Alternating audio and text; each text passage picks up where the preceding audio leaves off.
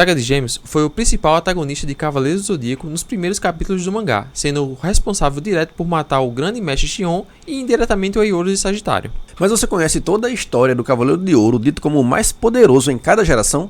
Não? Então se inscreve no canal, dá o joinha e bora pro vídeo. Fala galera, eu sou o Davidson Guarines, Isaac Paiva. E hoje vamos falar não só sobre um, mas dois Cavaleiros de Gêmeos que sem dúvida desempenharam um papel de destaque em todas as fases de Saint Seiya, começando lá na saga de Santuário, passando por Poseidon e finalmente em Hades. Assim como sua constelação protetora, esses cavaleiros são gêmeos idênticos e tem muita coisa acerca de suas origens que são desconhecidas do grande público, como por exemplo, o fato de Kenon ter uma função específica dentro do exército de Atena. Mas, como de costume, vamos começar pelo início, origens. Saga e Kenon foram literalmente os primeiros cavaleiros da geração atual do exército de Atena, isso porque eles são os mais velhos e primeiros a chegar ao santuário ainda quando eram bebês. Essa informação está justamente no mangá Saint Seiya Origin, do próprio Kurumada, onde ele mostra como foi que os Cavaleiros de Gêmeos chegaram ao santuário e por que um deles é maligno. E é aí que vemos que os gêmeos não chegaram como humanos comuns. Eles chegaram à Terra como estrelas cadentes e assim que estavam se aproximando do santuário, Doku e Xion sentiram suas presenças e já sabiam que se tratavam de futuros cavaleiros. Apesar de não haver outros mangás contando a origem dos demais Cavaleiros de Ouro, podemos presumir que todos eles também vieram ao mundo como estrelas e cada um caiu no seu país de origem, onde foram acolhidos e treinados por alguém, como falamos no vídeo sobre o Aldebaran, que está aqui no card. Porém, como o local de nascimento e treinamento do Saga é a Grécia, onde fica o santuário, e naquela época não havia nenhum cavaleiro lá além do Xion, temos que presumir que foi ele que criou e treinou o Saga e o Kenon, pelo menos o treinamento inicial, né? Isso também deve ter acontecido com o Aiolus de Sagitário, já que ele também nasceu e treinou no santuário, tendo chegado logo depois dos irmãos gêmeos. Então Xion pode ser um mestre de Saga, Aiolus e Mu ao mesmo tempo. Claro que nada disso é certeza, porque o Kurumada não mostra com detalhes como foi o treinamento dos Dourados, mas pela lógica, isso é o que deve ter acontecido. Lenda de Gêmeos. A constelação de Gêmeos é baseada no mito de Castor e Pólux, que eram dois irmãos filhos de Leda, mas com pais diferentes, sendo Castor filho de Tíndaro, um rei de Esparta, e Pólux filho de Zeus, o rei dos deuses, o que significa que era um semideus imortal, diferente de Castor, que era um mero humano.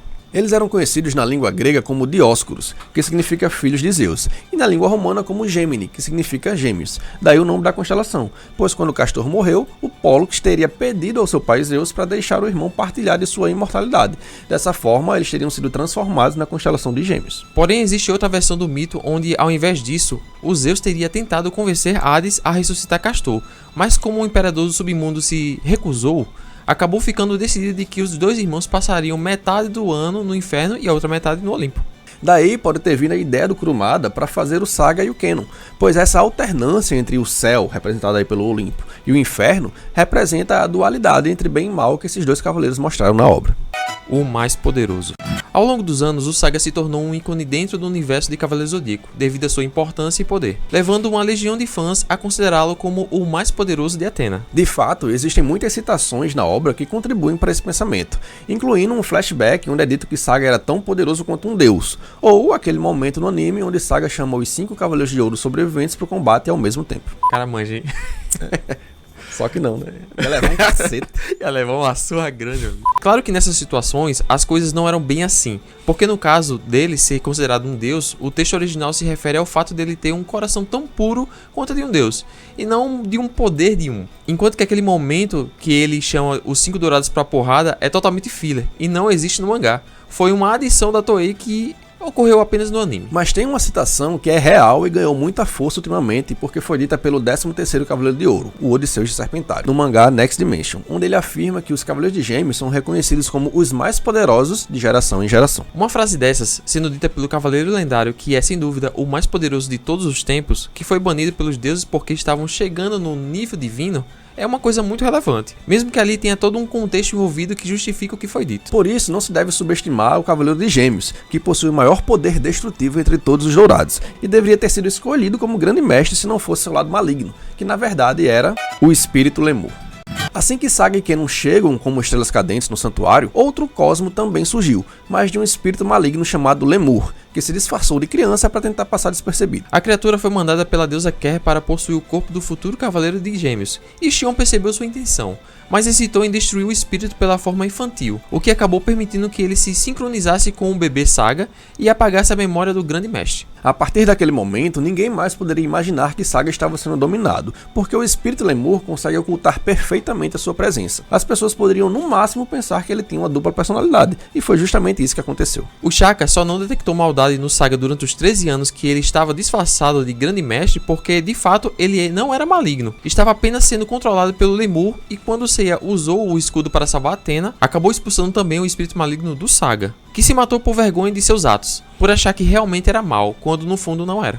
A arma secreta. Por outro lado, se Saga foi peça fundamental da Batalha das 12 Casas, o seu irmão Kenon foi o responsável direto pela batalha contra Poseidon, e tudo porque também achava que era maligno sem ser. Tudo começou quando eles eram mais jovens. Assim que Saga foi nomeado Cavaleiro de Ouro e ficou com a armadura de Gêmeos, o Kenon se revoltou e tentou convencê-lo a dar um golpe no Grande Mestre para juntos eles conquistarem a Terra. Pouca gente sabe, mas se não tivesse se revoltado, o Kenon deveria servir ao exército de Atena como um segundo Cavaleiro de Gêmeos, onde ficaria auxiliando seu irmão e poderia vir a substituí-lo caso Saga morresse em batalha. Mas Kenon não quis essa função, porque não queria ser apenas uma sombra do irmão, ele queria ter a sua própria identidade. Por isso, passou a agir como alguém maligno, apenas para se diferenciar do Saga, que até aquele momento ainda era tão bondoso quanto um deus. Inclusive, a deusa Ker chega a falar pro Kenon que ele não era maligno, que apenas tentava se convencer disso, mas como estava confabulando contra o santuário, ele acabou sendo preso pelo próprio irmão no Cabo Sunion, e isso fez surgir uma dúvida no coração do Saga, que despertou o espírito lemur. Foi a partir desse momento que o Cavaleiro de Gêmeos começou a ser controlado e a fazer todas as maldades que culminaram na Batalha das 12 Casas,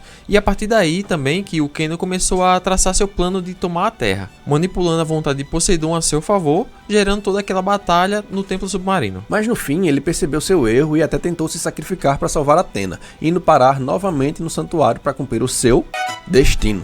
Já na saga de Hades, o destino parece ter finalmente alcançado os Cavaleiros de Gêmeos. Aquele que não queria ser uma sombra do irmão acabou justamente assumindo o papel que o fez se revoltar, herdando a armadura de Saga e se tornando o novo Cavaleiro de Gêmeos, lutando e dando a sua vida pela justiça. Enquanto o outro, que foi controlado por 13 anos pelo Lemur, apenas para tentar matar Athena, acaba justamente cumprindo esse objetivo, tirando a vida da Saori com a adaga dourada para ressuscitar a sua armadura divina. Mais ou menos, né? Meio que ela se matou ali, mas enfim. Ela deu a adaga na mão dele para ele... fazer o rolê. Ambos agiram como se estivessem do lado do mal, mas no fundo nunca se desviaram do seu caminho. E essa dicotomia entre o bem e o mal é o que faz o Cavaleiro de Gêmeos serem tão admirados. Então esse foi o vídeo de hoje. Se você gostou, dá o joinha, e se não gostou, deixe nos comentários o seu argumento. Não se esqueça de se inscrever no canal. Até o próximo vídeo. Valeu! Espero que tenham gostado. Até a próxima.